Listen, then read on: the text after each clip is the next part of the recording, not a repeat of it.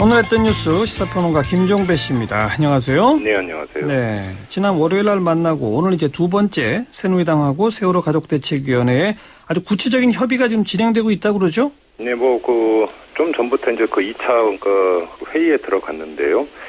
지금 여기서 언론들 같은 경우는 여기서 뭔가 좀 절충점이 도출이 되지 않겠느냐. 예. 좀 조금은 빠른 어떤 얘기를 하고 있는데. 예.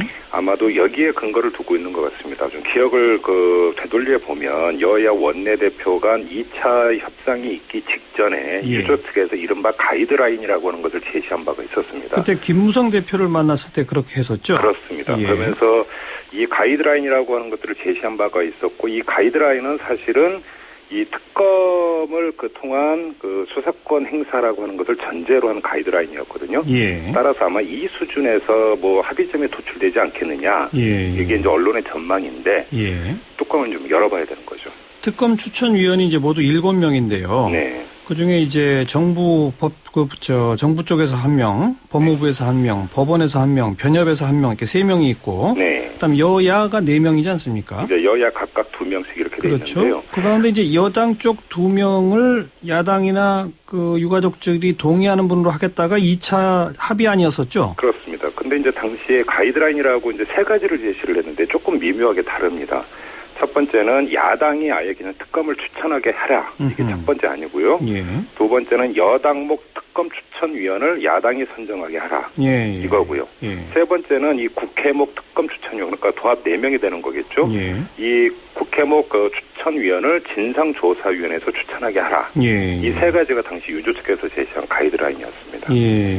그 가운데 두 번째, 세 번째 다 엇비슷하긴 한데 결과적으로 그걸 새누리당이 좀 받을 수도 있다. 이런 식의 보도도 지금 나오네요. 그렇죠. 그게 이제 지금 언론의 전망이라고 하는 건데, 2차 여야 합의가 있고 난 다음에 가족들이 가족총회를 열어서 진상조사위원회에 수사권과 기소권을 부여하는 애초의 원안을 고수하기로 결의를 했기 때문에, 만약에 새누리당하고 합의점을 도출을 한다 하더라도 다시 가족총회로 갈 가능성이 좀 있다고 봐야 되겠죠. 이런 점에서 지금 섣불리 예단을 하는 것보다는 일단은 좀 기다려봐야 되는 것 아니냐. 또 유족이 새누리당하고 일정하게 절충점을 도출을 한다 하더라도 다시 야당과의 협의 과정이 남아있다는 것이죠. 좀 지켜봐야 될 것 같습니다. 오늘 새누리당 최고중진연석회의에서 이재호 의원이 박근혜 대통령 유족들을 만나라. 또 추석 전에 뭔가 타결 지어야 한다.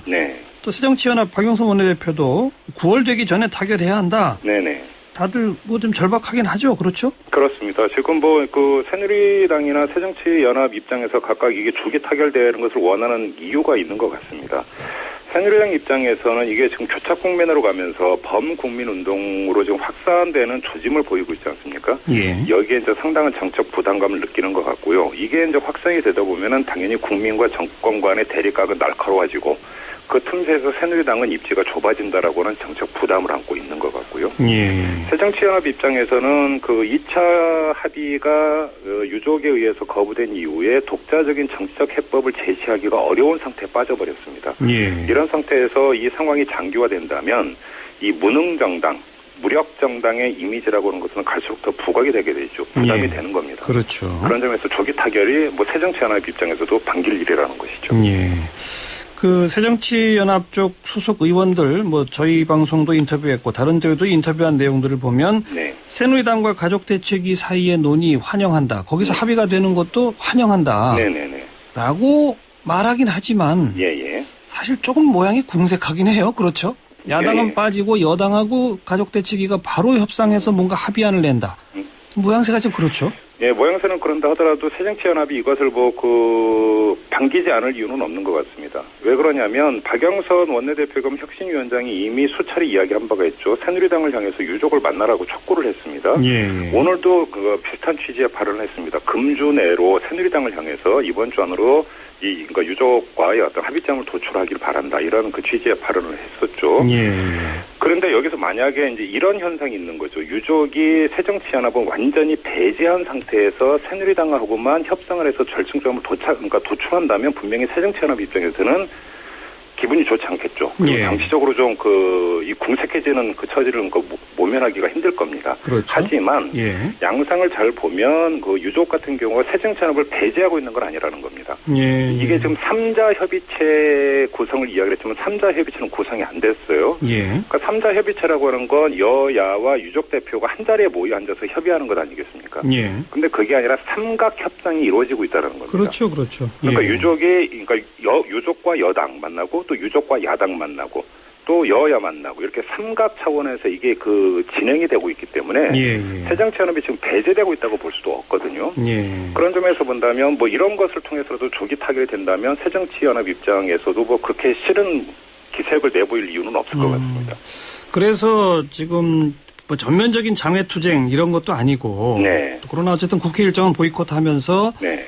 예결위 사무실을 일종의 점거 농성을 하고 있고 이게 네네. 약간 좀 절충적인 형태의 투쟁을 하는 게 다 그런 이유 아니겠습니까? 바로 그렇죠. 지금 그러니까 장외투쟁 들어가면서도 한시적으로 못 박지 않았습니까? 그러면서 지금 이 장외투쟁이라고 하는 것들이 정말로 말 그대로 끝장투쟁 이런 성격을 띠고 있는 건 아니죠. 예. 위에서 봐야 될 게 어제 장외투쟁을 시작을 하면서 결의를 하고 이럴 때 맨 앞줄에 나와 있는 사람들은 대부분이 당의 중진이었습니다. 예. 이것들이 어떤 메시지를 담고 있는가도 좀 잘 읽을 필요가 있는 건데 여기서 어떤 장외투쟁의 강도라고 하는 것들이 그러니까 최고점까지 끌어올리지는 않겠다라고 하는 메시지로도 읽을 수 있는 측면이 있고요. 예. 아까도 말씀을 드렸다시피 새정치연합은 지금 뭔가를 해보고 싶어도 할 수가 없는 무력한 상태에 빠져 있기 때문에 예. 이 장외투쟁이라고 하는 것을 통해서 자신들의 존재감을 조금이라도 알리려는 차원 그냥 이렇게 이해를 하면 되지 않을까 싶어요. 예. 그래서 이 장외투쟁에 대해서 이러쿵저러쿵 이야기들이 많이 나오고 있는데 예. 어찌 본다면 새정치연합에서는 궁색한 처지를 반영하고 있는 그렇죠. 이런 정치적인 예. 선택이다 이렇게도 읽을 수 있는 겁니다. 새정치민주연합이 새누리당과 가족대책위가 합의하는 것이 나쁠 건 없다라고 하셨습니다만 네네.